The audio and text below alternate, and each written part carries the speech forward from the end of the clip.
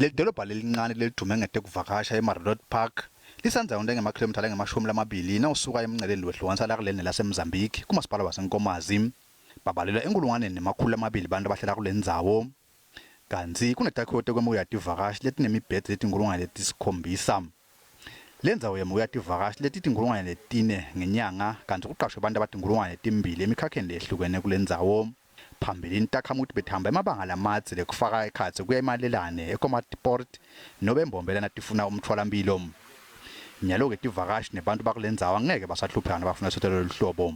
The nearest clinic is Nkomatipoti, 24 kilometers, Tonga, or either a medical clinic Nelspruit. But this is absolutely because I believe there's a dentist here, pharmacy is coming up here, everything, and it's only a benefit for Marokko. In Afrikaans, please. Meneer, dankie sê vir die mense so wat hierdie plek is opgerig het. Lo mtfolamphilo utawuphindze ube sitwe nakulabavakashela laseMozambique labadzinga kuhlolela i-COVID-19. The tourists are extremely happy to be here and to be able to come and see us at the clinic, and they didn't need to drive all the way. I had patients from Middelburg who came to visit here and their children had fever.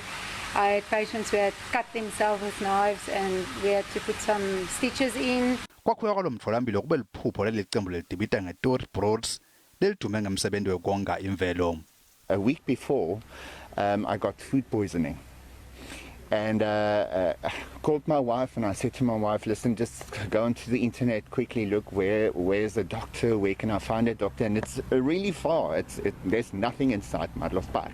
Labagulako bakhuthathwa ukuthi basho kusenesikhathi nabatawuhambela lo mtfolamphilo kepha kuvumelekile nje nekuthi uvele uye na uphathekile.